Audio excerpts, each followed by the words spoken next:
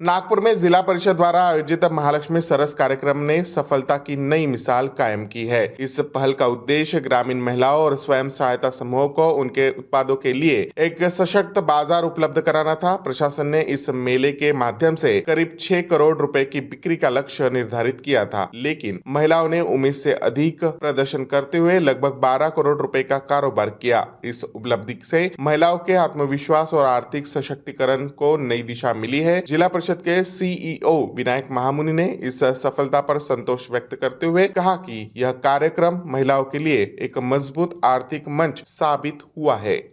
महालक्ष्मी सरस जे आपण जिल्हा परिषद मार्फत आणि महाराष्ट्र शासनाच्या सहयोगाने आपण जे यावर्षी राबवलं होतं ते तब्बल 13 दिवस जे चाललं। मागच्या महालक्ष्मी सरसमध्ये आपली विक्री 3 कोटी 92 लक्ष झाली होती आणि यावेळेस आपण पॉझिटिव्हली एक आकडा असा ठरवला होता की आपण कमीत कमी 6 कोटीची तरी विक्री करू। परंतु या महालक्ष्मी प्रदर्शनीला आपल्या सर्व print media, digital media, social media, electronic media यांच्यामार्फत इतकी प्रसिद्धी मिळाली, इतकी पब्लिसिटी मिळाली आणि सर्व नागपूरकरांच्या मनामध्ये क्युरिओसिटी निर्माण झाली की हे प्रदर्शन काय आहे आणि त्यामुळे खूप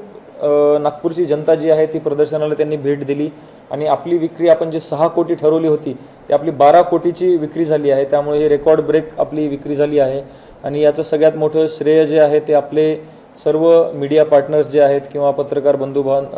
भगिनी जे आहेत त्यांनी जास्तीत जास्त हे जे न्यूज चालवल्या, त्यामुळे लोक ते प्रदर्शन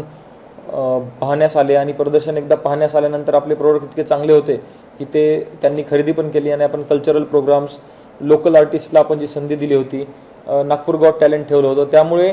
लोकांची किंवा जनतेची गर्दी तिथे खूप झाली होती आणि आपल्याला एकदम प्रचंड असा प्रतिसाद तिथे मिळाला आणि आपली 12 कोटीची विक्री झाली आहे।